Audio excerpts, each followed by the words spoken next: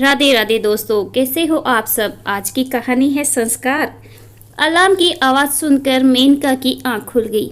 इस समय सुबह के 5 बजे थे। उसका उठने का मन नहीं कर रहा था। उसे कल रात सोने में बहुत देर हो गई थी। ननन ने अपने बेटे का जन्मदिन यहीं अपनी मायके में मनाया था। केक से लेकर खाने का सभी सामान घर में उसे ही बनाना पड़ा था। फिर मेहमानों के जाने के बाद रसोई की साफ सफाई और बिखरे सामानों को रखना उठाना करते हुए उसे रात के 1:30 बज गए थे। मेनका फिर करवट बदल कर सो गई। दोबारा उसकी आंख खुली तो सुबह के 7 बज चुके थे। वह जल्दी से बिस्तर छोड़कर बाथरूम में चली गई। थोड़ी देर बाद वह तैयार होकर जब कमरे से निकली तो मन ही मन सोच रही थी कि आज उसका स्वागत सासू माँ के तानों से ही होगा और ननन रानी आग में घी का काम करेगी। मेनका कमरे से निकलकर सीधी रसोई की ओर चली गई। जैसे ही वह रसोई के दरवाजे पर पहुंची तो उसे अपनी ननन की आवाज़ सुनाई दी, जो उसकी सास से कह रही थी, माँ, आपने अपनी बहू को ज़रूरत से ज़्यादा छूट दे दिया है। ये समय है बहू के उठने का। अभी तक महारानी जी सो रही है। उन्हें इतनी भी चिंता नहीं कि अगर वह समय पर नहीं उठी तो सास ननन को चाय बनानी पड़ेगी। क्या उसकी माँ ने कोई संस्कार नहीं दिए हैं? उसे इतनी तमीज़ तो होनी चाहिए कि वह सुबह घर में सबके उठने से पहले उठे। हर बहू अपनी ससुराल में यही करती है। मैंने देखा है, आप भी तो घर में सबसे पहले उठती थी। और आज की लड़कियों को देखो, उन्हें कोई शर्म ही नहीं है। सूरज सिर पर चढ़ाया है और महारानी जी अभी तक अपने कमरे से बाहर नहीं आई है। मेनका की ननन ने मुंह बनाकर कहा, तुम ठीक कह रही हो मोना, मुझे मेनका की लगाम कसनी पड़ेगी, नहीं तो वह हमारे सिर पर चढ़कर नाचेगी। अभी तो नई नई है, तब ये आलम है। थोड़े दिनों बाद तो वह और भी ढीठ हो जाएगी। पड़ोसी की मिसेस पाटिल की बहू को देखो, सुबह सूरज निकलने के 1 घंटे पहले उठ जाती है। एक हमारी बहू है जो 8 बजे से पहले बिस्तर नहीं छोड़ती। मेरी तो किस्मत ही फूट गई है जो ऐसी बहू मिली। मेनका की सास ने अपनी बेटी से कहा, माँ, जब अपना ही सिक्का खोटा हो तो परखने वाली का क्या दोष। लव मैरिज करके लाया है आपका बेटा, तो बहू आपकी इज्जत कहाँ करेगी। मेनका की ननन मोना ने मुंह बनाते हुए कहा। मेनका अपनी सास ननन की बातें सुनकर स्तंभ रह गई। शादी के समय तो उसकी सास ने मेनका के मम्मी पापा से कहा था, मैं मेनका को बहू नहीं बेटी बनाकर ले जा रही हूँ, उसे बहुत प्यार और सम्मान के साथ रखूंगी। लेकिन ससुराल आने के बाद मेनका की सास ने उसके साथ बिल्कुल उल्टा किया। बेटी बनाना तो दूर की बात है, उसे बहू का भी अधिकार नहीं दिया। उसकी शादी को 1 साल हो गया था।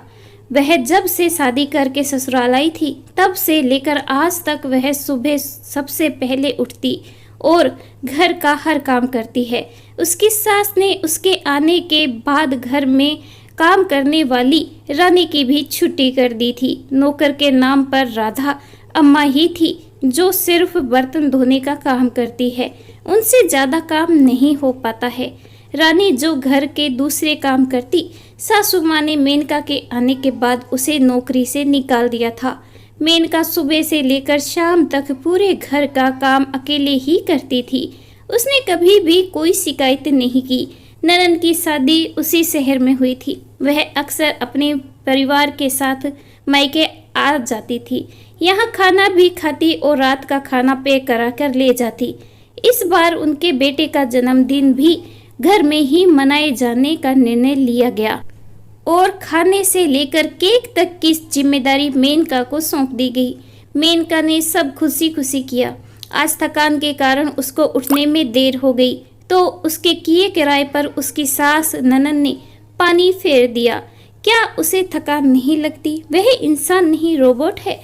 अपनी सास ननन की बात सुनकर मेनका के चेहरे पर गुस्से की लहर दौड़ गई। उसने कहा, कुछ नहीं। अपने को संयमित किया और रसोई में आ गई। उसे अचानक आया देखकर उसकी ननन सक पका गई। मेनका ने उनकी ओर ध्यान ही नहीं दिया। उसने अपने लिए एक प्याला चाय बनाई और उसे लेकर वहां से जाने लगी। वहां से जाते हुए देखकर सास ने तमक कर कहा, कहाँ चल दी महारानी जी, नाश्ता कौन बनाएगा?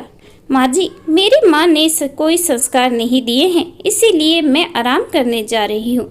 मुझे थकान लगी है, इसका कारण आपकी बेटी ही है।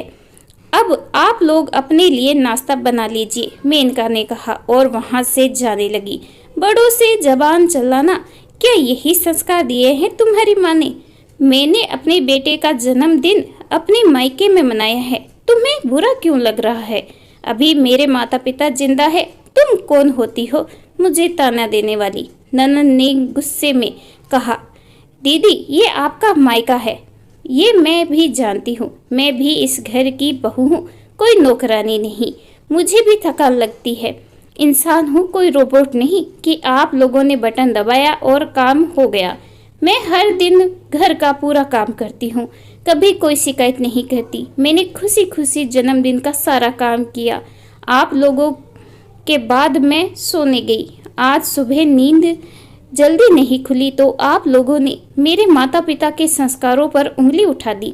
आप अपनी ससुराल में कितना काम करती है, आए दिन यहाँ चली आती हैं, जिससे आपको अपने ससुराल में काम ना करना पड़े। आपने जीजा जी से पैसा लिया और कहा कि आप होटल में जन्मदिन मनाएगी, पर यहाँ सब कुछ मेरे मत्थे मंड दिया।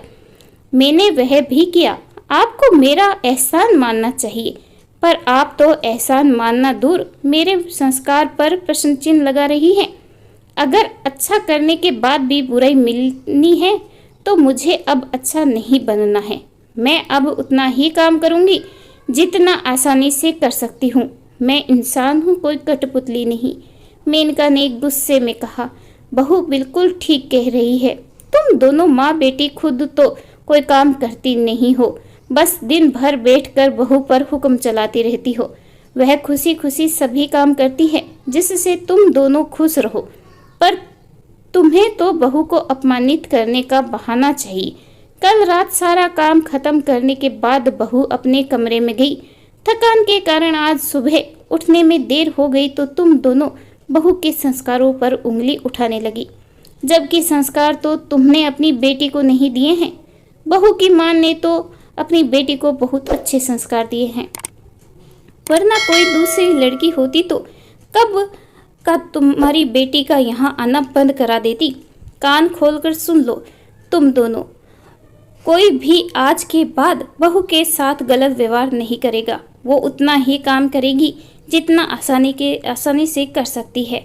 वो इस घर की बहू है, नौकरानी नहीं। मैं सब कुछ देखते हुए भी चुप था, पर आज तुम दोनों माँ बेटी ने मुझे बोलने पर मजबूर कर दिया।